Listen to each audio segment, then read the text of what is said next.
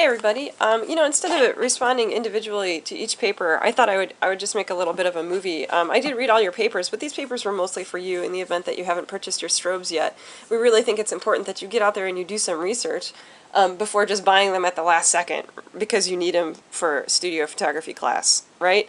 But I thought it would be fair of me to, just give you just some real simple recommendations and then some suggestions of things to add to your wish list. Many of you already know that I recommend these, the Alien Bee 1600 flash unit. I recommend investing in two of these for your strobe lights, and there's a lot of reasons why, but one of the main ones is quality, durability, and affordability. Okay, so that's three reasons: quality, durability, and affordability. These really are a little bit more affordable than a lot of the other bigger name brands out there. Two, I have purchased a set of these for the Ground University that I teach at, and there's three of us, three professors there, and we all use these for our classes regularly. We take them outside. We use them all over the place. And these things are not quite, but nearly seemingly indestructible. They take a lot of abuse, and I don't even think. I probably bought these 2 years ago, and I don't even think I've had to replace a bulb on them yet. And that leads me to my next point, that the replacement bulbs are totally affordable, and this company is a long-standing company, has a great history, so you're going to be able to get these bulbs for years to come. They will service you. This is all they do is lights. They do photography lights, and you can see from their site that they don't even do that many, so they're gonna keep on making these bulbs. They're not out there to change the model every single year so that you have to upgrade to some new head. You'll be able to use these heads for years and years, and they will be making the bulbs for these heads for years and years. And then lastly, one of my colleagues actually bothered to do this because he's a real techie. He, over the years, has tested the Kelvin drift on his heads and has found that there is none. Oftentimes, the bulbs will drift, the Kelvin temperature will drift, so that will change your white balance. And say, for instance, you've got, say, like 3 of these heads, and you use one of them more than you use the other 2, that one might drift more. So then you'll end up having 3 different strobes all shooting light at a different color on the Kelvin spectrum. And these just don't do that. They really stay at exactly the Kelvin temperature they're rated at. They don't seem to drift at all. And I mean, the guy actually tested it, so because he uses them all the time, and he has one that he uses more than the others, and he was really concerned about it, and he said he just didn't have that problem like he has had with other heads. So I recommend these, and like I said, I recommend getting two of these big powerful B1600s, and then when you can, add some of these, either the 800s or the 400s for extra lights to your arsenal. These 800s and 400s are just as durable as the 1600s. They're just a little bit less powerful, so they're going to last you a really long time. Okay, and I don't know if I probably have mentioned in people's feedback on and off, get some C-stands. And the reason I say that is you can get these. This is a C-stand. I'm sorry, I paused my recording so that I could go to the B&H website, and I pulled up the C-stand. This one's kind of pricey, but it's a great stand. It's $128. You can get them for less, but this is just the first one I pulled up. But this one's nice because it extends to 42 inches, and then you can add extra extensions on there. You can see where you can add more extensions on there. But these are nice because they have these, they're completely collapsible. You can take the whole thing apart and put it in a bag, and if I'm not mistaken, they actually come in a travel bag. And then you swing out these legs, and they're really, really broad. They stick out really far, so you can hang sandbags or bottles full of water that are tied together to weight them down. And then you can put 2 of these together with just a crossbar, and then that's what you would hang your paper backdrop from. Really helpful. So I recommend 2 of these. I recommend getting 2 C-stands at least for your arsenal of tools, because you can set up pretty much any backdrop on them with just a metal or a wooden dowel in between the 2. And then these doohickeys, God, I don't remember what they're called, I guess a grip head, are really, really handy. You have to be careful with them because they do strip, but if you're the only one using them, that's highly unlikely to happen. It's when you have to share your equipment with other people, some doofus will strip them, but so be careful who you loan your equipment to.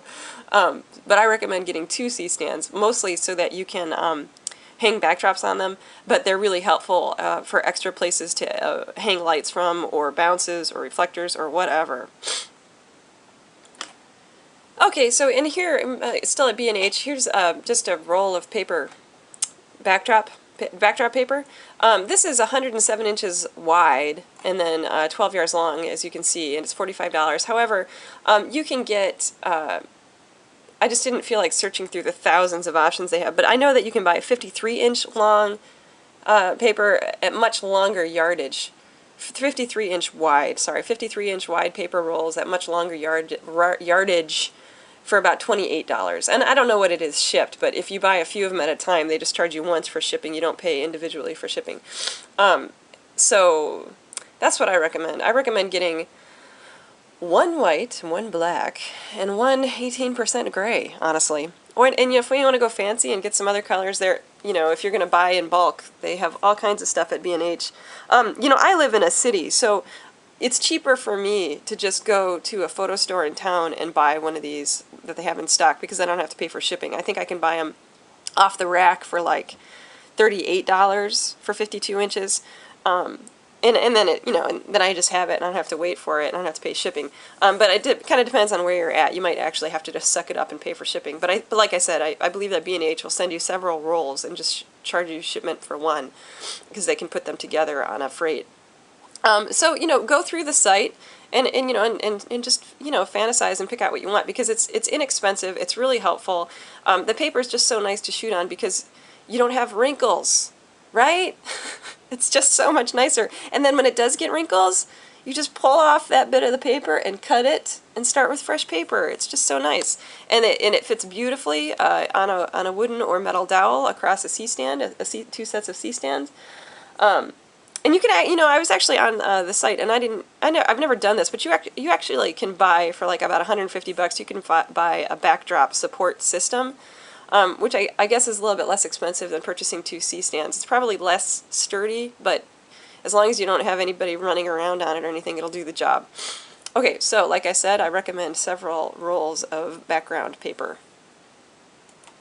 So, and I also recommend whenever you can pick them up, buy these little speed lights that you can put on the hot shoe of your camera. And if you can find them, buy ones that will fire wirelessly whether or not they are on your camera, because these things are so helpful. You can tape them to a light stand and use them as a kicker in a portrait shoot, or you could use them to illuminate the background if you're out of lights. If you've got your strobe heads or your tungsten heads totally spread out and you don't have any more lights but you want more, these are a really effective way to do it when you're not too concerned about the white balance. So it's not the kind of thing that you would mix with on your subject with different types of light, but you can use it to light a bit of the background or a bit of a scene that's just problematic for you. You can tuck these things behind trees and add extra drama to your scene or whatever you're doing, and you can, over the years, you can just collect an arsenal of these little guys if and use them. I use these all the time, and I call them in my shoots, like in the studio, I call them grenades.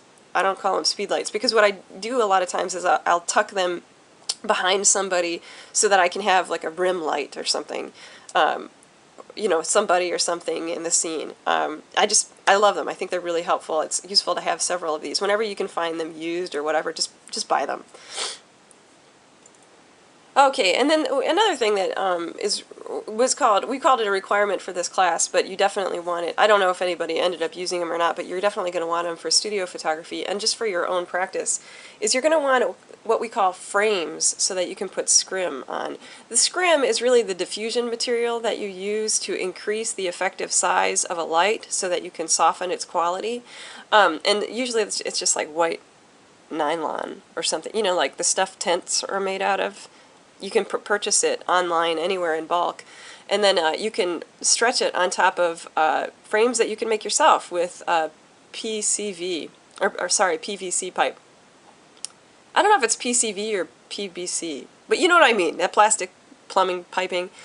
But yeah, you can really inexpensively do this yourself. I think the site that I'm on right now, yeah, it's about $35 to build that particular set here. So this is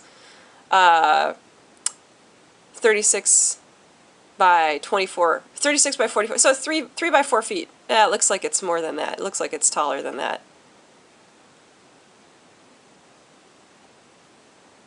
Anyways, it's pretty darn big.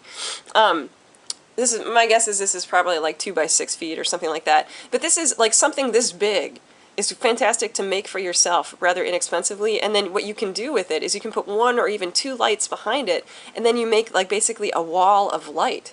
So you can illuminate, evenly illuminate a very large subject, for instance, a standing model. And so you can have even light across the entire person from one side or both. If you make 2, and then you put 2 heads on one side of this, and then 2 heads on the other with another one of these, you can do a high key soft light flawlessly without any reflections in glasses. It's beautiful. It's a beautiful thing. So I recommend making 1 of these or 2 of these or 8 of these for yourself. And if you don't sew, find somebody who does, because you really want to trim this stuff so you don't have little bits of nylon thread all over the place. But really, really useful tools. And if you make it yourself with PCV pipe, it's collapsible, right? And so you could just store it away in a little bag or whatever. Which leads me to my last recommendation is, once you start to amass quite a bit of equipment, especially the strobe heads, you're going to want to buy yourself some boxes to travel with those in. It's worth it to just buy those plastic crates that have soft stuff inside of them, because all done and said, you're probably going to have over $1,000 of lighting heads that you don't want to get bumped around or thrown or whatever, and so it's worth it to buy yourself a storage system for these things so that you can store it safely at home or in the studio and then travel with it as well. And that's it. Those are my recommendations. All right. Great class, really enjoyed this, and thank you very much for all of your hard work. I hope that this research paper was useful for you in helping you purchase your equipment for your next series of classes and in advance of your next series of classes so that you actually have done some thinking and can make a smart investment. Okay, thanks so much.